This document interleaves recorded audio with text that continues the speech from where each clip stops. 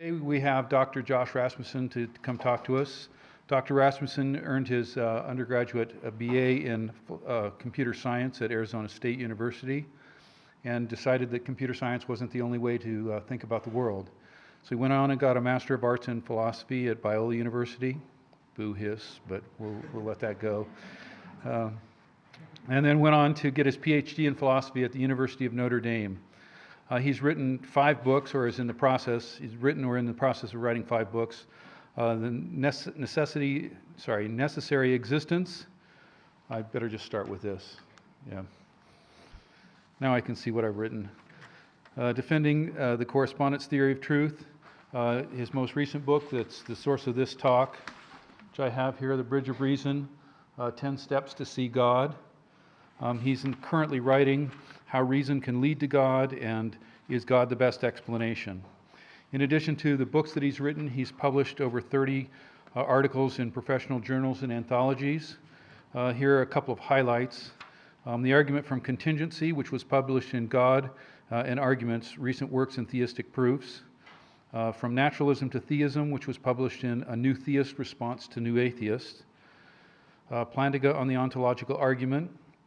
Why Is There Anything? An excellent article. And then From States of Affairs to Necessary Being, and A New Argument for Necessary Being.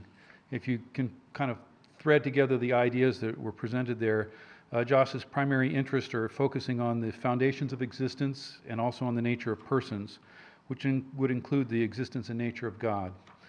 Today's talk is entitled, Does God Exist? And it tracks his journey as a philosopher to atheism and back to theism. So please welcome Josh Rasmussen.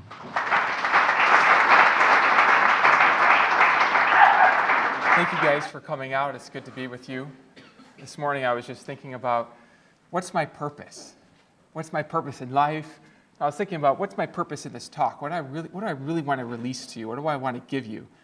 And then I thought of it. I was like, oh yes, that's my purpose. I want to share that at the end of the talk. But before I get into that, I want to just share a little story about how I began to question my entire worldview. So when I was a senior in high school, I had a conversation that changed the course of my life. What happened was, before my biology class began, I would have a conversation with a friend whom I'll call Tom. And one day, Tom was talking about the origin of the universe. And he had some interesting questions, like, what made the universe? And how can anybody know where the universe came from? Well, in those days, I thought that I had clear and obvious answers. So I said to him, well, we know that something can't just come from nothing. I remember asking him, how could the universe have come into being just from nothing? Wouldn't it have had to have been created? And so I asked my friend Tom, I said, Tom, how do you think the universe came to be? And Tom looked at me and said with a serious face, he said, Josh, I don't know. And I'm not going to be so intellectually presumptuous as to think I know. Okay, he didn't say exactly those words, but that's the flavor that I was feeling, because he said that he wanted to follow reason and evidence wherever it would lead. And that was interesting, because I hadn't met somebody like that until that moment. And I just remember going away from that conversation a bit puzzled about it. I remember thinking about why God wouldn't be more obvious to my friend Tom. Tom also said in that conversation that he would want to believe that the universe was created by something that has a purpose, that intends for there to be beings like us, and that creates us for a purpose, that makes us into special beings for special plans and purposes. He wanted that, but he said he just couldn't see a way to believe that, and he wanted to be intellectually honest and humble and follow the evidence where it would lead him. So that bothered me. It gave me a little bit of a worried feeling in my heart. I remember praying about it. It's like, God, why aren't you more obvious to Tom? Why don't you just write your name in the sky so he can see it clearly? I mean, yeah, there are these arguments, like my argument that God had to have created the universe, but Tom wasn't moved by that argument. And he even wondered whether it would be possible for something other than God to create the universe. And so I began to wonder, why isn't God more obvious to Tom? And that question, it was like a rock that just smashed a dam and opened up a flood of more questions. Like, why are there cultures where if you're raised in that culture, it seems like you're less likely to have the right worldview? Of course, the right worldview is the worldview that I had. If you're raised in different places or with different families, it's harder to see the truth. Why do kids suffer and then die?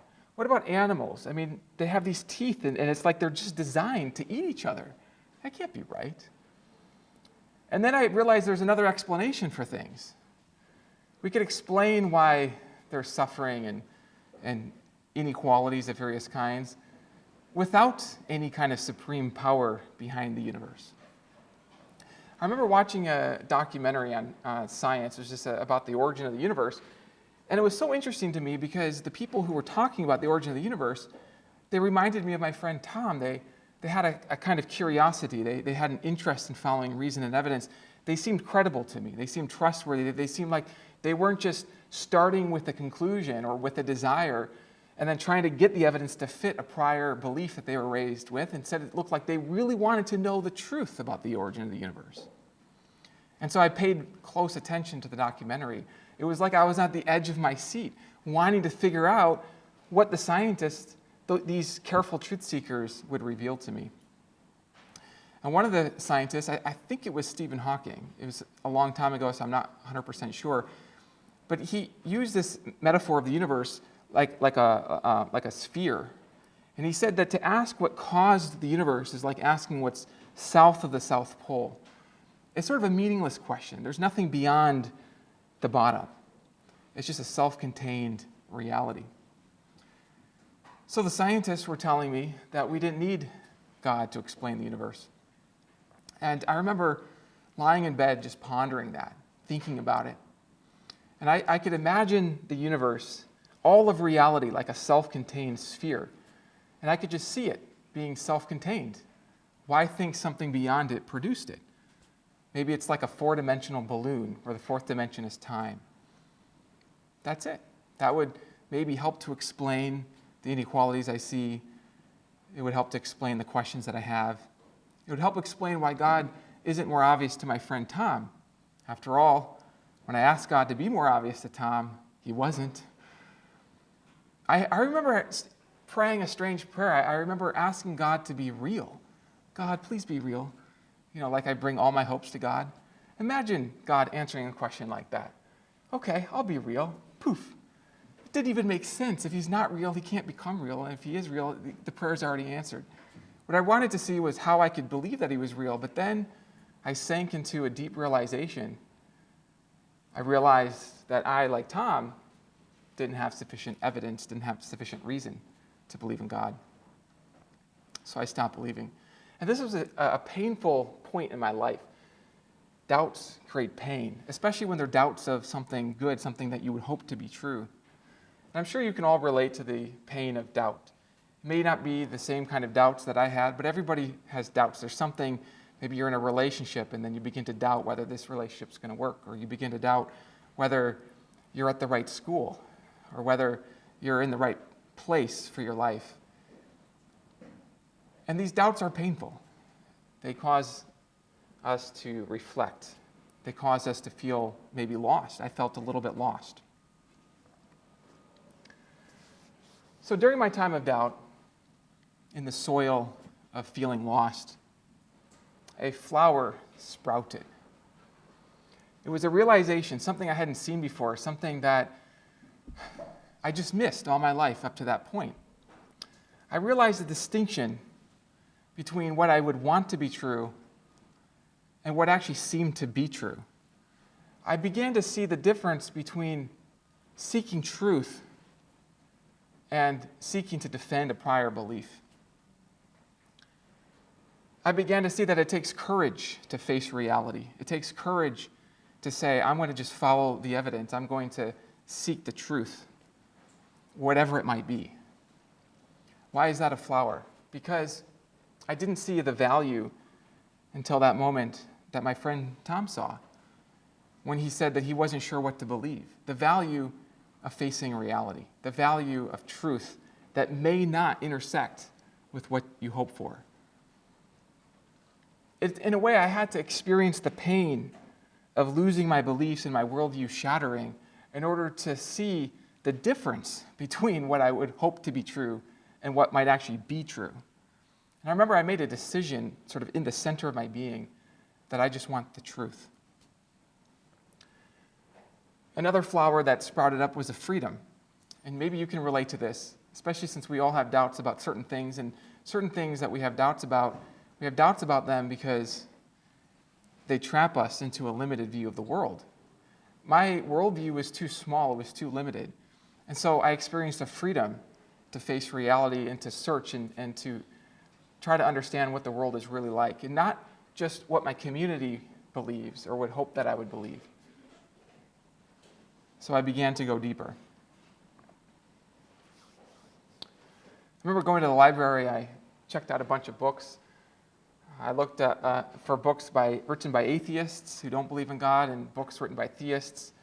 And I remember just having this big stack of books and coming into a class. It was, I think, a large computer science lecture hall. And I'm reading philosophy books about the foundation of existence. I sat in the back row.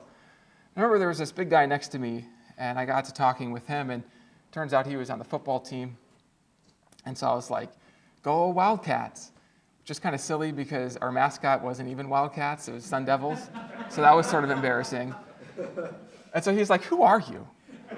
You know, and I've got all my books. I'm like, I'm just trying to figure out if God exists over here. And I began to share with him some of the things I was reading. A couple books that stand out during this time. One was by a philosopher, William Rowe, The Cosmological Argument, a first-rate philosophy book. Another book that stood out at that time is a book by Norman Geisler called Christian Apologetics.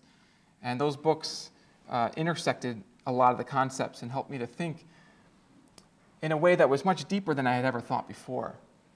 I didn't realize that there was such a depth of understanding that people had been probing. I mean, in those days, there wasn't the internet, and you might be misled into thinking that there's not more depth if you watch a YouTube video or check Facebook or social media. I discovered books that went into the depths of things beyond what I understood, and what I realized was that there's a map in my mind of the world, and everybody has a map in their mind. You guys all have maps of the world of what it's like. And what I realized is that my map of the world is always too small, it's always too simple. Always. Because the world is always bigger and more complicated than any map of the world. And so this reignited that decision that I made to seek truth. And so I could tell you that, the story ends with me discovering the truth. But that was, in a way, the beginning of a story that I hope will never end. It's a story of continuing to increase the map in my mind, building out its pieces, checking and removing parts that don't make sense. And so I went deeper, and I read books, and I, through my studies, came up with what I call the Bridge of Reason. So the Bridge of Reason is an organization of all of the research that I've done over the last 20 years. It's a way of putting it all together into steps that lead to a treasure. Now, one of the things that I discovered, as I mentioned, is the conflict between something that I would want to believe, a treasure, a hope, and facing reality. And one of the worries that people have, and you may have this worry, is that if you begin with your treasure and then you try to find reason and evidence to support your treasure, you're sort of rationalizing your hopes and you're not reliable. This is what I loved about the scientists, is that it seemed like they were trying to find out what's true and not just rationalizing prior convictions. And so I just want to say, if you have that worry, the worry about rationalizing prior beliefs, that's a sign of virtue. I mean, that is the sign of somebody who wants the truth. And all I can do is invite you to test things in your own mind, to test things, see how things seem to you. What I'm going to do today is I want to introduce to you the steps in this Bridge of Reason. And these are the steps that ultimately brought me sort of back, but more like, my worldview was shattered, more like gave me a way of rebuilding an understanding of the world. And if there's anything I could sort of summarize about the total picture, is that the world turns out to be far more interesting than I had imagined, and better at the foundation than I had imagined. Like its rules are cleverer, they're wiser than I had imagined. They take into account things that I had no idea about. So I'm going to just go through these steps. It's just going to be an introduction for you, and I invite you to consider it from your own perspective, each step by step. So I start with existence. How many of you think that you exist? Anybody? Welcome to the Bridge of Reason. You've now taken the first step. I met a philosopher once who denied his own existence, so he didn't take the step that he exists, but he did believe that there exists particles. In fact, his argument against his existence is that he thought you couldn't build persons from particles. He thought that if he existed, he would be a person, therefore he doesn't exist.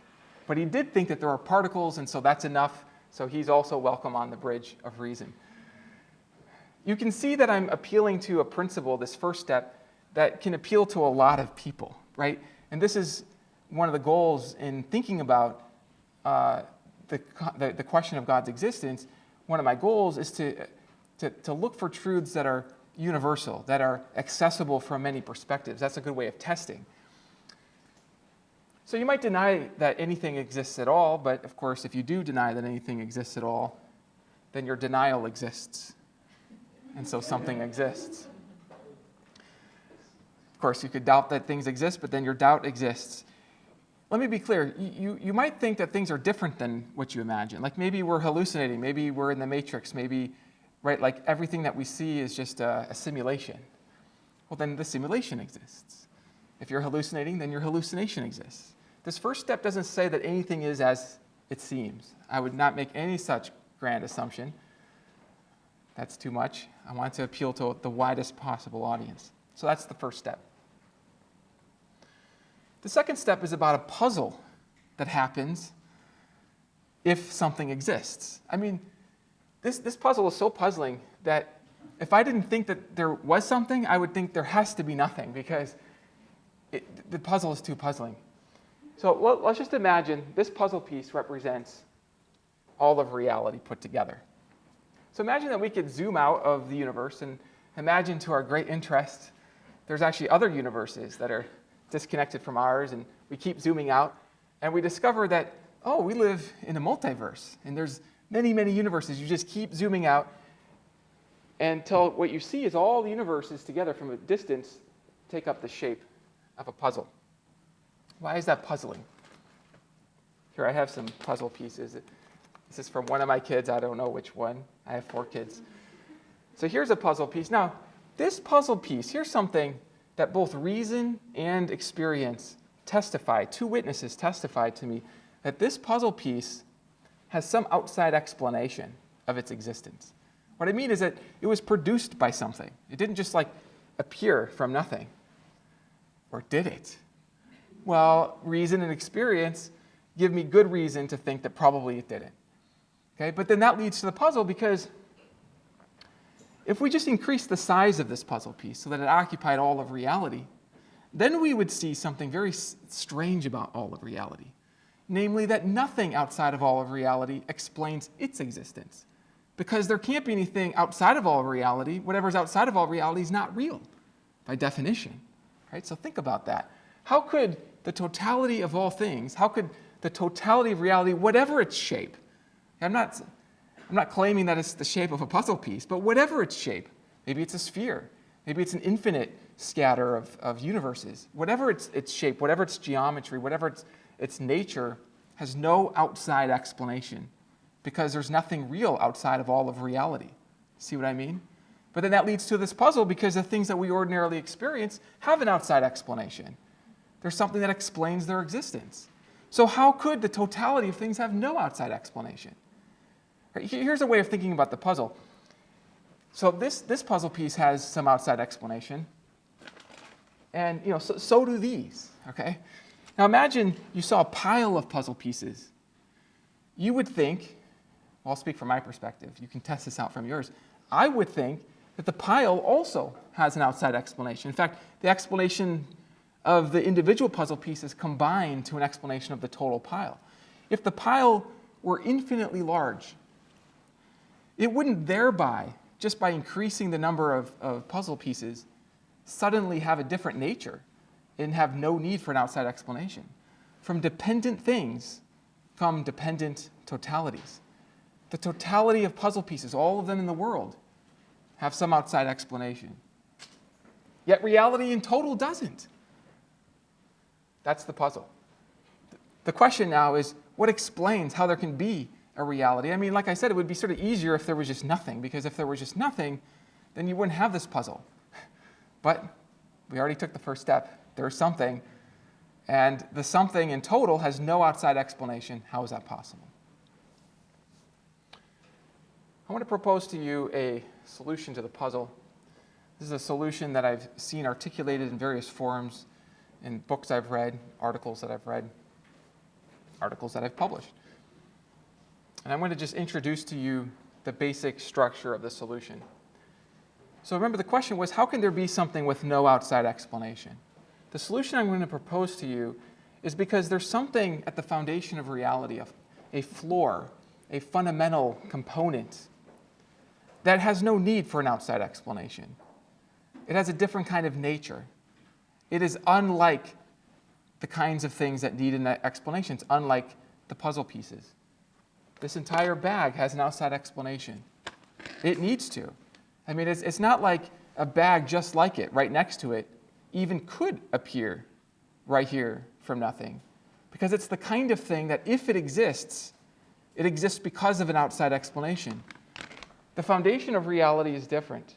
It's the kind of thing that, if it exists, is able to exist without any deeper outside explanation. It's got a special nature. Now, you might wonder, how could there be something like that?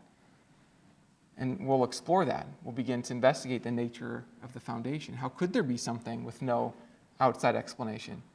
But the way this responds to the previous puzzle is it provides an explanation for why the totality of things, this totality, would have no outside explanation. It's because it has within it, a foundation that has no need for an outside explanation because it's a different kind of thing. Two clarifications I want to share with you. First of all, you might wonder about the eternality of the universe. You might think maybe the universe is eternal. I just want to point out that this step doesn't make any assumption about the age of the universe.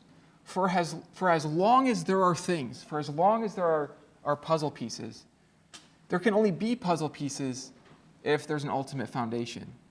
For without an ultimate foundation, there couldn't be any dependent things. Dependent things are ultimately rooted in an independent foundation. And this is true for as long as there are things, whether from eternity past or whether you can imagine the foundation to be timeless in some way. It's irrelevant. In either case, you need to have a foundation for there to be dependent things. Second, and related, you might wonder about the infinite regress. I'm saying nothing against the infinite regress. If you like infinite regresses, great. For as long as there are things, there's a foundation. If there's an infinite regress, then this foundation is the foundation of the entire regress. If you think about it, in infinite regress, we could imagine an infinite stack of turtles, each dependent on the other. But that stack wouldn't just come into being just because it's infinite, unless there was some ultimate foundation that's unlike the nature of turtles. You see what I mean? So merely having infinity is not enough to explain existence. We need a kind of existence that has a special nature that can be the foundation of things. All right, like I said, this is just an introduction. There's much more we can do. Let's move to the next step. Power. Power is the ability to make something.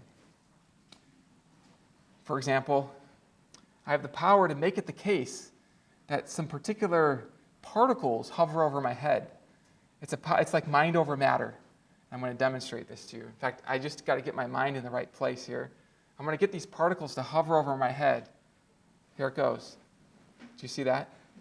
I successfully moved matter, and that demonstrates that I have some power. Okay? You have power. If you're thinking, then you have the power to think.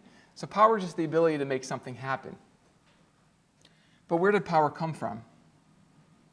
Why is there any power at all? This is like the original puzzle. Why is there anything at all? Why isn't there just nothing? If you think about this question when you're laying in bed at night and nobody else is around, it'll startle you. It'll startle you so much you'll think, what, that's just too weird. There can't be anything. But there is. And then you understand the depth of the question. So why is there power? How did there get to be power? Well, think about this with me, okay? The foundation of things is the foundation, by step 3, of all dependent things, which means it has the ability to make there be dependent things. That's what it means to be the foundation. So it has at least some power by this definition of power. But where did it get its power from? How could it have power? Well, if you think about it, if it tried to give itself power, because what else could give it its power but itself, the foundation of all power, then it would have to already have power to give itself power. But that would be circular, because that would mean that there's power prior to its having power. There can't be power prior to there being power, for then there would be power and no power, and that's a contradiction. So if we want to follow reason, we want to avoid contradictions, the foundation of power could not give itself its own power. And this makes sense because the foundation is the kind of thing that cannot come into being. Because if it were the kind of thing that could come into being, then it would be like these puzzle pieces which depend on something. But the foundation depends on nothing. It's the ultimate. So I think that through reason and reflection, there's good reason to think that the foundation's power didn't come into being. If it did, it would have to come into being from nothing. But reason and experience are the two testifiers that nothing comes from nothing. So if there's power, the power is rooted in the foundation, and it never came to be. The only kind of power that doesn't come to be is an eternal power. Now there's two ways you could be eternal. One is to be outside of time entirely, and the other is to occupy all infinite time.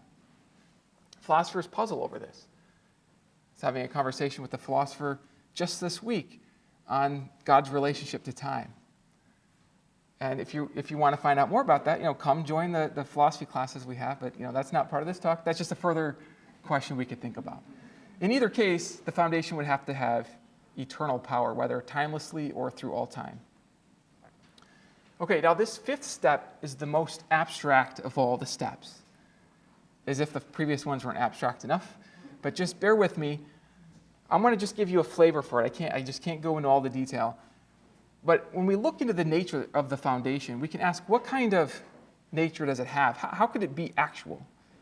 You can make a distinction between things that are potentially actual, like matter over my head, that then become actual, okay, and the foundation, which has no potential to become actual.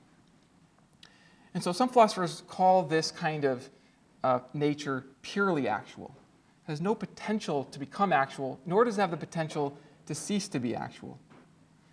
Its very essence lacks potentiality, the essence being the nature that it has and could not fail to have.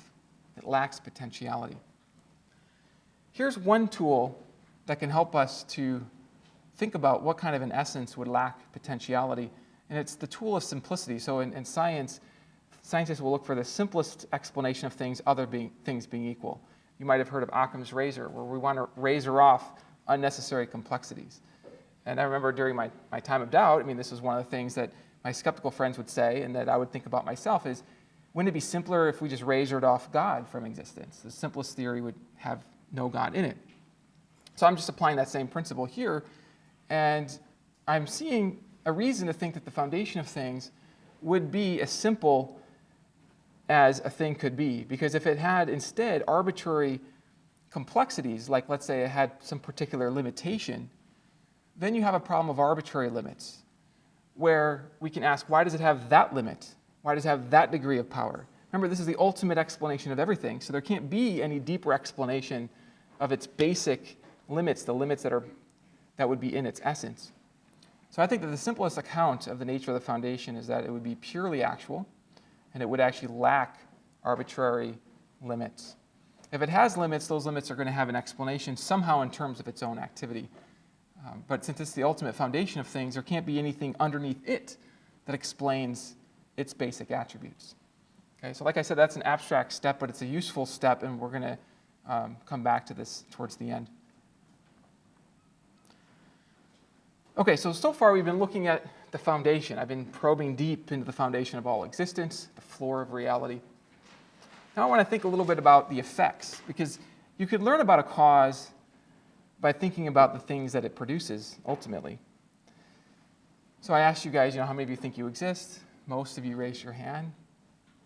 And if you reflect on your own existence, I have a prediction that you'll witness within yourself thoughts, feelings, hopes, desires. These are the elements of a mind. So by a mind, I mean something that's able to think and feel, and it has this inside sense. There's a what it's like to be you from your perspective. So how could there be things like minds?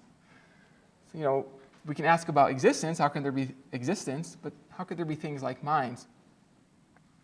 Imagine that you go out into this desert here and you could pick up some sand and you have an assignment. To get an A in your class, what you need to do is build a mind. And specifically, you need to make this mind, you need to take this sand and you need to get it into just the right way so that the mind feels sad. I don't know why that was the assignment, but I guess from sand to sadness, there's alliteration there, so that's probably why you got the assignment. What would you do? How would you proceed? Would you succeed? Would you be able to succeed? This is a deep and hard question. In fact, philosophers have now called this question the hard problem of consciousness. It's the problem of understanding how, in principle, the feelings that you have, the first-person side of you, the sense that you have, could be produced purely from what we could say third-person properties like shape or mass or quantity. Now you might think, well, we know that consciousness comes from the brain because we can observe it. Okay, but there's a deeper question which has to do with how there's a connection between shifts of dust, neurons changing shape, and the inner feeling that you have. I mean, if you look into a brain and you investigate its properties, you won't just by seeing all the third-person aspects, its shape, its mass, its quantity, you won't see what it's like to feel as that person with that brain is able to do. There seems to be a distinction. One way of thinking about this is that there's two sides to you. There's the head side and the tail side. There's one you. People get confused about this sometimes. There's one you, but you're not reducible to one side. And the sides have different natures. Heads is not the same as the tails. So the question is, how do you build the side of you that has sense? Now, one option is that it's impossible in principle unless the foundation of things has sense. That's one idea. Another idea, is that it is possible in principle, but then there's still a question of what would make it at all probable. So I'm going to give you a hypothesis that would solve the hard problem of consciousness. So the hypothesis would be that the foundation of things has something in common with us. It actually has a first-person side to itself. It has first-person materials. It has sense materials from which it can produce beings like us. This theory would solve both the hard problem, the principle problem of how in principle could you get consciousness from unconsciousness, mind from non-mind, reason from non-reason. But it would also address that probability problem, especially if you're not pulled by the in principle problem. It would give God the probabilistic resources, or the foundation, maybe we shouldn't call it God, whatever this thing is. It would give it the probability resources to intentionally aim for the materials to come into the right configuration, because not just random sand thrown in the air makes sadness. We need the right configuration. Mere biological evolution is not going to solve this, because we can imagine a world in which biological evolution, the machines, none of them are conscious. In fact, I actually had an assignment, a project of research that I did, where I created a computer program to simulate biological evolution, and none of the creatures that evolved in my system had that first-person sense of things, the feeling of sadness. So evolution is not enough, right? We need the right materials, the right kind of materials, and they need to be arranged in the right way. So here's a hypothesis. The foundation of things has built within it its own mind, from which it could then aim to produce beings like you. Okay, for the sake of modesty and intellectual humility, you don't have to accept that hypothesis to take this step. So this step just says that the foundation of all things is somehow the foundation of minds. The argument for it is that you have a mind. Check that out for yourself, see if that makes sense in your thinking. Your mind didn't just come from nothing. In fact, nothing comes from nothing. And so by the previous steps, your mind ultimately came from the foundation. Therefore, the foundation somehow has the power to produce, through a sequence of causes, something like you. And that right there is already interesting, even without the hypothesis about the nature of the foundational mind. Okay, foundation of matter. Imagine here that each of these hands, these are little hands, is the shape of our universe. And somehow, if you were to zoom out of our universe and just see all the universes together, you would see, oh, there's a multiverse, and they're all arranged like a hand. What would you think about that? Would it be a clue of anything? Would it make you wonder? You might think that things are finely tuned in a particular way. By finely tuned, what I mean is they come within a particular parameter that you wouldn't expect to happen just by chance. But this kind of a pattern with hands, especially since we have hands, wouldn't be so unlikely if the foundation had a mind and the foundation's mind preceded the material forms. So the foundation's mind was able to create material forms and arrange them into those hands. Well, you're probably not too impressed because you're probably thinking, but that's not what the universe looks like. It doesn't actually look like hands, or if it does, we have no idea about that. Well, it turns out, and many of you have probably heard of this, is that in the last 30 or 40 years or so, especially one of my friends, Robin Collins, tells me in the last 5 years, there's been a whole bunch of discoveries relevant to the fine-tuning of the universe for life.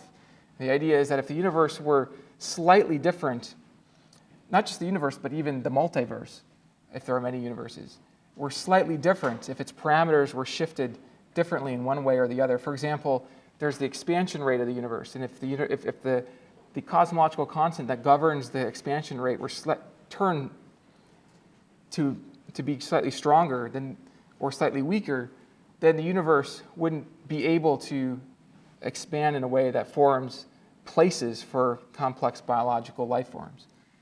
They don't have to be like us, just any kind of complex biological materials, anything that would have any kind of functional complexity, or even just anything like a hand, whatever it's made out of. If things were slightly different one way, the universe, they say, would have just collapsed in on itself. If slightly the other way, just expand too rapidly to form any heavy materials, to form organisms like this, like us. Now, because I like reason, and I don't like to trust things on authority, this was actually one of my problems when I was going through doubt, was I began to just distrust all authority. It seemed like people were like sheep, just leading other sheep, and I couldn't trust anybody. So it helps if I have two witnesses. One witness is sort of what the scientists are saying, but then if reason confirms what the scientists are saying, then that seems to be a bit more reliable. And when I created my computer program to simulate a universe with biological evolution, what I noticed by reason was that I needed to have a lot of things set up just right in order for there to be any chance of evolution, just through reason. You can sort of think about possible realities. So one possible reality is that one, just looks like that. Okay, well, that reality would have some hand-shaped things, which is interesting, but it wouldn't have anything like us, right? And when you think through possible reality just with your mind, you can see that it takes a certain kind of reality for reality to have things like us in it. And that's a clue.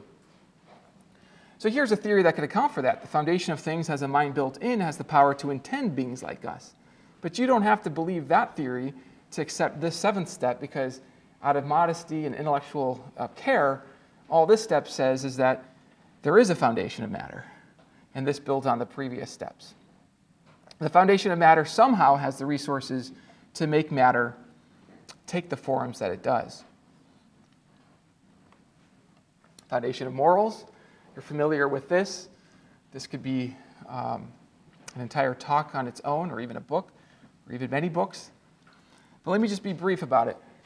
Look inside of yourself and ask whether you have the sense that if you killed somebody just to feel more powerful, that you've done something problematic? Do you have the sense of that? If you do, that's a clue.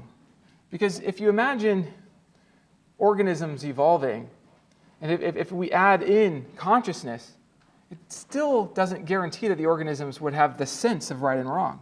Maybe they have the sense of hot and cold. But why the sense of right and wrong? You might think, well, in order to survive. But look, in my biological algorithm that I made, my computer simulation, none of the creatures that evolved on the screen that I designed and created for evolution to develop, none of them had the sense of right and wrong. And they never would. You might think by reason that the sense of right can't come from nonsense. So you might think if at the foundation is nonsense, that there would never be a sense, let alone the specific sense of right and wrong. I think of our senses as windows. If we had more time, I would give you an argument for thinking that your windows, your senses are uniform. So that if you're skeptical of one sense, then you have good reason to check all your senses. But if you test, when I say check them, I mean to be skeptical of them. For example, do you have the sense that there are other people in the room? Do you believe that sense is reporting accurately that there are other people in the room? Okay, if you believe that, then what about your sense that some things are right and some things are wrong? Do you believe that sense? If you don't, then you need some principled way to distinguish the senses. See what I mean? Because senses are like windows. Now, windows can have cracks in them. You don't have to see perfectly to see something. So here's a theory that would account for how the foundation could be the foundation of moral beings like us. Built within the fabric of the nature of the foundation, built within its essence, are necessary principles of right and wrong, such as harming a person just for the fun of it is wrong, being kind is good, cruelty is bad. And these are not arbitrary principles that the foundation just decrees and says, here are my rules. No, these are principles built within the fabric of its nature and couldn't be otherwise because its nature is purely actual. It doesn't have any potential for non-being. If that's right, then we could explain why there are moral principles. And second, we could explain why there are moral beings who can understand those principles. Because if the foundation of things has the moral principles built within, then it would have the power to intend a world that leads to beings like us, who can then think about moral principles. Okay, but out of modesty and care, I'm not going to insist that you accept that theory of the foundation or take this step. The only thing that's required for this step is to recognize that the foundation of all reality has to somehow be the foundation of at least the moral sense, if you think the moral sense exists within you. And if the moral sense is a window into a moral landscape that goes beyond your own sense, then it's got to be the foundation of the moral landscape as well. All right, this is one of my favorite steps, the foundation of reason. This is one that I feel like I've been developing an understanding of a lot more recently. This wasn't something that I sort of originally stumbling upon in college, but more recently. So what is reason? I mean, there may be two aspects to it. There's your reasoning, but then there's these rules of logic that really don't depend on your reasoning. Because, like, for example, if you take Professor Woodruff's logic class and he gives you an exam, you could get some of the answers wrong. Like, you could reason inaccurately, imperfectly. And the answers, the correct answers, they don't depend on your particular thinking, your thinking, and they don't depend on my thinking. And by extrapolation, they don't depend on any of our particular thinking. Because if they did, then the rules of logic could change as our thinking changes. But it's not like 2 + 2 = 4 on Wednesdays, but not on Fridays. So it looks like the rules of logic transcend us. Well, where do they come from? How do they fit into reality? Here's a theory for your consideration. Within the essence of the foundation, within its nature, are the rules of reason. Perfect reasoning. Perfect reasoning would include the rules like nothing can be both true and false at the same time. These are the reasoning rules that allow you to guide your own thinking. You can get your thinking on the tracks of good thinking. So if somebody is wondering about ultimate reality and they're thinking well, or at least trying to, on this theory, they're actually aligning themselves with something within the nature of the foundation. They're aligning themselves to some degree with the rules of reasoning within its basic structure. But you don't have to accept that theory because that maybe is more ambitious. So this step just is more modest, which is that the foundation of all existence is the foundation of reason if reason exists. Okay, does that make sense? And both aspects of reason, the logical aspects as well as the aspect of you reasoning and trying to follow the logical aspects. Why are there beings who even have the power to try to follow reason at all? And again, if sense comes from nonsense, if reason from non-reason, then we have this hard problem and a probability problem of understanding how expected, how likely is it that that would happen. All right, so we come to the final step on the bridge, treasure. So here's something that's interesting to me. I'm going to just kind of share this from the first person, from how things seem to me, so I can be honest and transparent with you. And then you can sort of think it through for yourself from your own perspective. It seems to me, when I consider the foundation of existence and I consider the attributes that it would have to have by the previous steps, it seems to me that some of its attributes are quite valuable. For example, the power to produce valuable beings is itself valuable. It's a good thing to be able to do good things. Well, the ultimate foundation has all the ultimate resources for all good things. And that suggests to me then that it has at least some goodness and value built within it.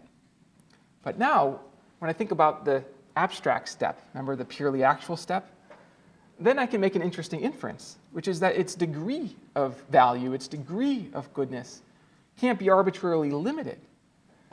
But the only non-arbitrarily limited degree of value that I can even think of would be supreme value, maximal value, or as some philosophers put it, absolute perfection. So it seems to me by the previous steps that it follows by reason that the foundation of things would be perfect. It would have a supreme nature. And from its perfection, we can further investigate what does that imply? Would a perfect being be weak? It seems not. It seems like its power would be perfect and maximal and without limitation. Would it lack wisdom to design a world for us? Well, it seems not, because it seems like if I compare two things just in my mind, and I ask, okay, which thing would be greater? Which thing would have more value? The thing that has all power but no wisdom, or the thing that has all power and all wisdom? It seems clear to me that having all wisdom would be the greater thing. It would have more value for that reason. So, at the end of the bridge, I find the greatest conceivable treasure. So this is something that I discovered on my journey, which is, first, I found the value of truth. And I found the courage that it takes people, and I have friends who have a different view of the world, who don't see this treasure, and I respect them dearly, and I see the courage they have to face reality. There's another courage, and it's the courage to seek a treasure, even before you see any treasure at all. And if you can bring those things together, then you can seek the intersection between what's true and what's valuable. So here's my final thought for you. I said that I was thinking about what's my purpose, and my purpose here, to be honest, is I want to encourage you. It's my purpose. I want to encourage you. This here is a picture of all the reasons for the existence of God that point to the ultimate treasure. And it's a picture of a person. So within you are many treasures. Within you are thoughts from which you get the argument from consciousness. Within you are self-repairing technologies, unlike anything anybody has invented yet of sophistication. Within you is the capacity to reason. Within you is the sense of right and wrong. Of course, within you is existence. And all of these treasures within you are clues. I want to encourage you, not just with respect to this particular bridge of reason leading to the treasure that I'm talking about, but with respect to your own journey in life. Because everybody has their own particular treasures that it's like you're made for those treasures. And I want to encourage you during the times of uncertainty, the times of doubt, and you're not really sure what to think, you're feeling a little bit lost. That might be a clue about the kind of purposes that you have, the kind of problems you're designed to work through. It might free you from an oversimplified view of the world, and it might free you to discover some things that then will be a treasure for you that you can then share for others. What I like about the Bridge of Reason is that it's a treasure that the Bridge of Reason is itself a treasure that I can share with anybody because I'm appealing to universal principles of reason and experience. Thank you, guys. Appreciate it.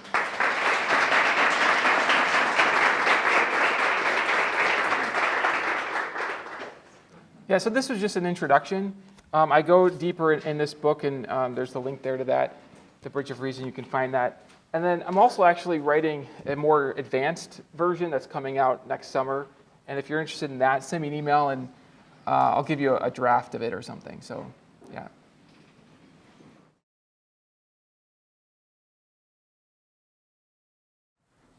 How does value itself have value? Is that the question? Yes. Where does value itself come from? Yes. Is there maybe an example that you're thinking? So, for example, we can see a value in a person, like the value of people. Why do we consider that value a value? Like, why is that significant if there wouldn't be, like, for example, a God? Yeah, that's a good question. So sometimes progress in my own thinking is just about making distinctions. And so I want to make a distinction between a few related questions. Like, one question is like, how can we know that people have value? Another question is like, what makes it the case that people have value? So it might be that as far as the knowledge question, you use that window called the moral sense, and that just gives you evidence. It gives you a reason. So you ask, let's see, if Sue were not valued by anybody, nobody values her, would it be okay for her to be destroyed in her sleep? I have the sense that wouldn't be okay. Okay, well, then that's a clue that she has. That gives me knowledge. But that doesn't get to the other question, which is like, what makes people have value? At some point, when you ask these questions, like what makes something have value, you're going to get to something, I think you're going to get to something basic, something at the foundation, where it's just the case that whatever is a person has value just by being a person. Or you might think that what makes a person valuable is that a person is in the image of the greatest treasure of God, and God has value. But then you can ask, what makes God valuable, right? And so at some point, there's going to be just a basicality to that. There's nothing deeper. It is at the foundation. And I just want to add one more thing here, because sometimes people miss this. In the theory that I propose, where the principles of right and wrong are built into the nature of the foundation, I didn't add to that theory that God somehow makes those principles true. So my own view, and I mean this is a view among others, but my own view is that there are some basic principles within the fabric of God's nature, and they're basic, and so they're not made true. They're more like pillars within a castle. The castle doesn't make the pillars be. The pillars are part of what make the castle what it is. And I think of principles of right and wrong as part of what makes God great. Thanks. Yeah. My name is Mark. I had a question about your puzzle. That because you said that we know that their existence is there because everything else has, or how did it go? It was like existence comes from. Sorry, I should have prepared more for this. Everything in our experience comes from something. Right. Yeah. Isn't that a bit of a fallacy of composition? That what is true of the part isn't necessarily true of the whole? Yeah, thank you for bringing that up, because, in fact, it's interesting because the fallacy of composition, so the fallacy of composition is a fallacy of inferring that the whole has all the properties of the parts. Right. So, for example, like just because the whole thing is square doesn't mean like all of its parts are square. And yes, you're right, it would be a fallacy to infer that the whole has the property of its parts. In fact, what the puzzle is revealing is it's actually consistent with what you're saying. It even predicts what you're saying, because the whole of reality can't have an outside explanation, despite the fact that the things in our experience do have an outside explanation. But then that is puzzling. It is puzzling because this thing here seems like it has an outside explanation, and it seems like increasing the size of the thing wouldn't take away its need for an outside explanation. See what I mean? Mm-hmm. And so the puzzle is, I'm not saying that this thing does have an outside explanation. I'm saying it doesn't, but the puzzle is to understand why or how. Do you see what I mean? Yeah. It's like, how doesn't it? And I would actually flip it around. So I actually think there's a construction problem. That's not a fallacy of composition. It's rather, so sometimes the whole does have the properties of its parts. For example, if you build a white floor using white tiles, if all the tiles are purely white, the floor will be purely white. It doesn't matter how many tiles you have. And I think that you can actually see, I actually talk about this in the book, and I talk about particular cases where you can see that the whole does inherit the properties of the parts. So when it comes to dependent things, I think that dependent things added up is still dependent. And I think we can actually see that both by reason and by universal experience. We have no counterexamples to that. Does that address what you're getting at? Maybe there's a way of clarifying. Yeah, it pretty much answers my question. Okay. Thank you. Cool, thank you. Yeah, the fallacy of composition is an important kind of objection, and it's one of like 8 common objections that I talk about in a video that I made on this argument, and I can send you a link to that. Yep. Josh, does it follow, maybe I just missed it, does it follow from your argument that the foundation of matter, the foundation of morals, and the foundation of mind have to be one? In other words, could there be 3 foundations that address each of those, or are we committed to the idea that there's one foundation that explains all 3 of those things? Right, yeah, that's a great question. So this takes me back to the purely actual step. There's like 3 things I could say, but I'm just going to say one thing, which is just to appeal to simplicity as at least pointing us to the most probable theory. The most probable theory, other things being equal, is that there's one foundation. I was thinking actually about this the other week, and I was thinking about a good metaphor for illustrating this. And I came up with what I want to call the trunk theory of reality versus the barbed wire theory of reality, or the tumbleweed theory of reality. So the trunk theory is a theory in which like all the different things come from a single unified trunk, and that would be a simpler, more probable account of things. Yeah, it's a good question. So, so here I've just given an argument from probability. Now there are a couple other arguments that I think even sharpen it more. Yeah. So while the mic's going over there, one of the arguments I think sharpens it more is the problem of arbitrary limits. The idea is that things that are limited in one way do not differ from things that are limited in another way in a way that's relevant to be the ultimate source of things. And if that's right, then it looks like the ultimate source of things has to be relevantly different and hence without limits. And then there's only going to be one kind of thing like that that's going to anchor everything else. The other thing, just one final addition here, is you could think of the foundation as the totality of all the foundations. So if there are more foundations, well, by foundation I just mean all the foundations together. Yep. So, Josh, thanks. I'm interested in how arguments, get developed in our minds. Yeah. So, I'm wondering, you've got the 10 steps. Mm-hmm. What did you play with as other steps along the journey here and ultimately exclude, and why? I mean, there are 2 or 3, probably at least, or 30. I don't know, but just how'd your thinking develop on this a little bit more? Yeah, so one of the things that keeps people from arguments, even good arguments, is seeing a lot of bad arguments with similar names. And I've noticed this also just in terms of ideas. One thing that will push people away from a certain idea is a lot of bad ideas that surround it. And so I like the question because it invites me to share some of the sort of bad arguments and steps that I didn't put into the bridge because, on inspection, they didn't seem to be like good arguments. So the first one that comes to my mind is one that now seems less problematic than it used to, so maybe I shouldn't mention that one. But the first one I was going to bring up is actually the one that I was sharing with my friend in that biology class, which is the argument from beginnings. The universe began to be, and therefore it would have to be caused.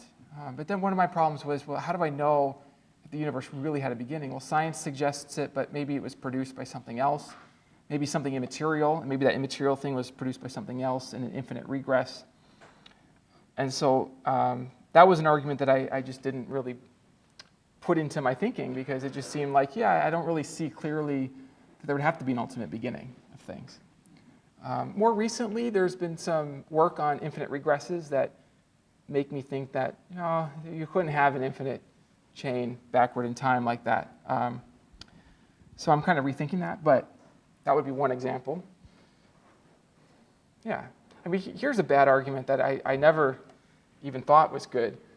Was never tempted to think it's good, but I've seen it taught and in courses, and I've seen people talk about it, which is the argument that everything that exists has to have a cause. And so the universe exists, therefore the universe has a cause. Nothing could cause the universe but God, therefore God exists. The problem with that argument is the first premise.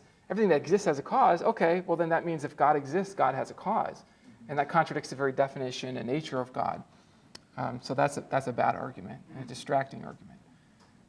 Yeah. In fact, the whole point of the argument is to get us to see that there's got to be something that has a special kind of nature that's unlike dependent things to sort of be the foundation for dependent things, something that would be uncaused.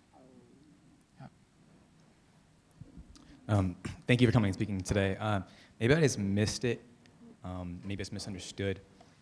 You talked about us as humans having like a moral spectrum and like just morals and ethics in general, which would then like help define the foundation as being perfect and creating all this stuff.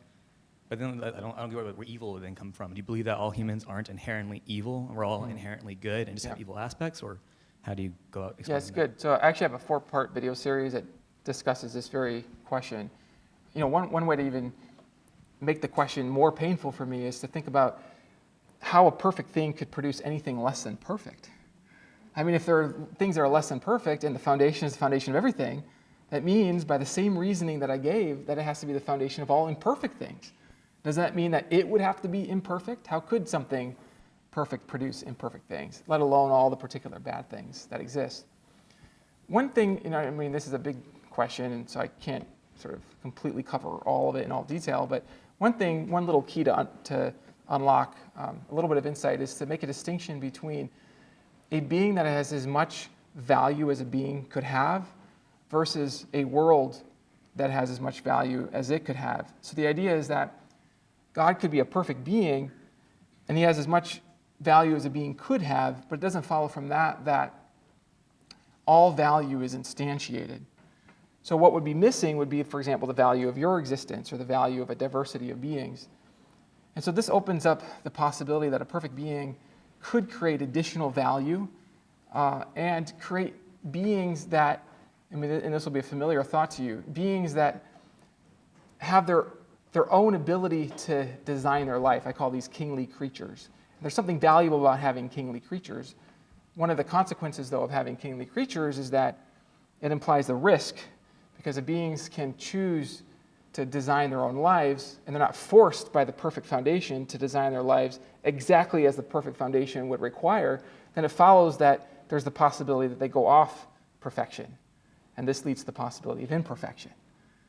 So by reason, I think that reason itself reveals the possibility that a perfect foundation could produce a world in which not everything is perfect. Now that's just the beginning, right?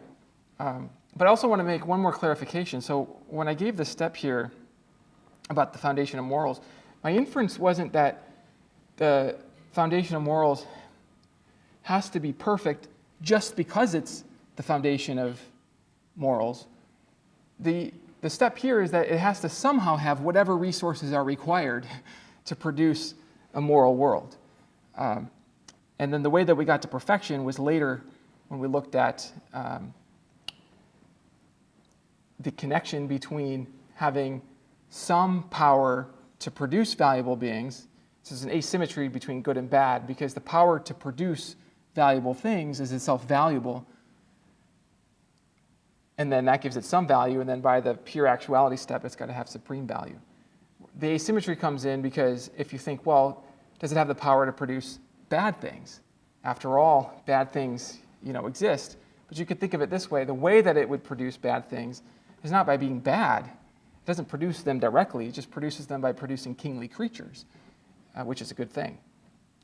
And so that would be the beginnings of a response to that. It's a good question. Yep.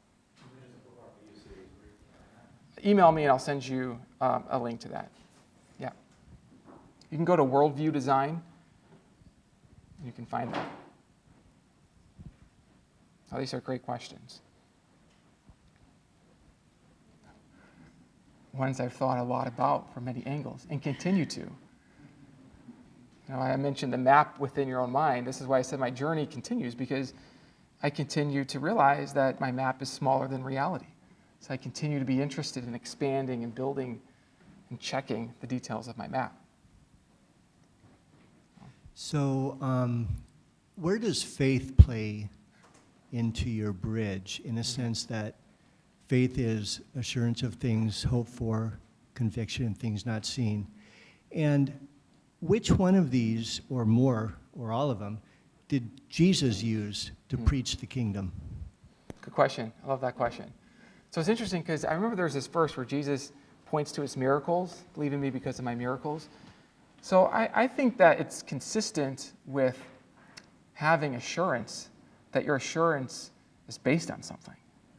And in my next book, I actually talk about two kinds of faith. One I call blind faith, which another name for that is leap-based faith, and the other I call sight-based faith.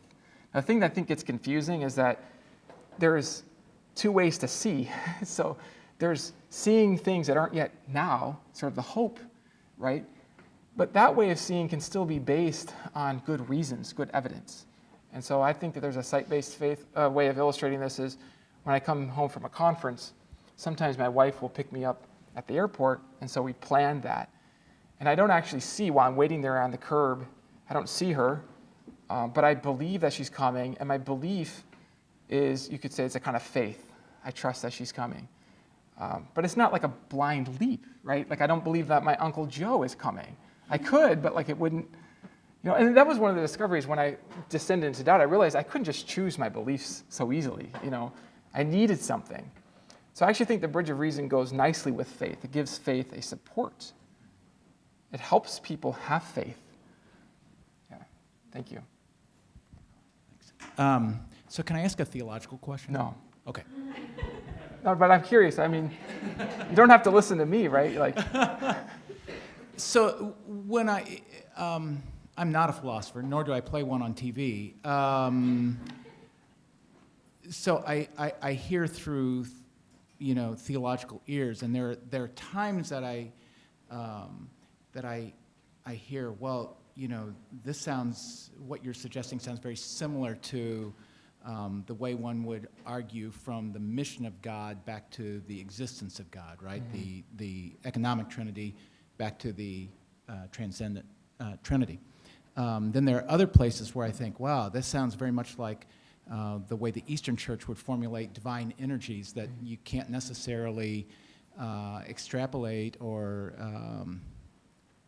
argue by way of analogy that just because God acts this way in his mission, God is this way in his person. So I'm kind of conflicted about those two things, and I know Dr. Vitz and I talk about the filioque way from time to time, and I have not yet, reasoned my way through to his coming to my way of viewing things about that. But it's part of that kind of continuing conversation. Have you given any thought to those kinds of things? Do those kinds of conversations enter into your thinking either in this book or kind of behind the scenes? I'm not sure. I mean, I'd love to have a longer conversation with you about that, because I'm not sure I fully understand what's at stake there. Well, I guess. Yeah. I guess part of what's at stake is. Yeah. What do you see? For me, Yeah. right? Part of what's at stake is what we see in the mission of God in and for the world and us. What does that tell us about the being of God or the person of God? Is it possible that a divine energy, to use the language of the Eastern Church, is it possible that mission does not necessarily tell us something about existence or about God's personhood. That's interesting. Yeah. I'd like to think more about that. What I hear you asking about is a connection between like the purpose for people and the nature of God. There's like a connection there. I mean, and I remember during my time of doubt, I mean, I felt that connection because I remember feeling like I have no purpose if God doesn't exist. So this is going the other way. I wouldn't have purpose unless God exists. Now, can I go from I do have purpose and here's what it is, or here's what I think is the purpose of humanity, and then reading back into the foundation of things, into God? And that's something I'd love to have a conversation with you about that, because I'm not sure what to say. I don't know. That's good. Thank you. Appreciate it. Helping your thinking about this to continue to be a journey. I mean, it continues to be a journey for me, rather than a way to get to, okay, here we go, we got to the conclusion. I mean, even if you're convinced, even if you take all the steps, you think, okay, there is this greatest being, there's this treasure at the end, there's layers and layers and layers of understanding it. I mean, there are aspects of God that I feel like I only began to understand, even have a concept for, after I became a parent and had kids. I was like, oh, this is what it's like to care about my kids in this way. Like new concepts entered my mind, and then it's like I could worship God in a new way because there were aspects of the implication of perfection means something different to me now. So I just want to offer this as an organizing path for you as you're thinking through things. All right, you guys, thank you so much. I appreciate it.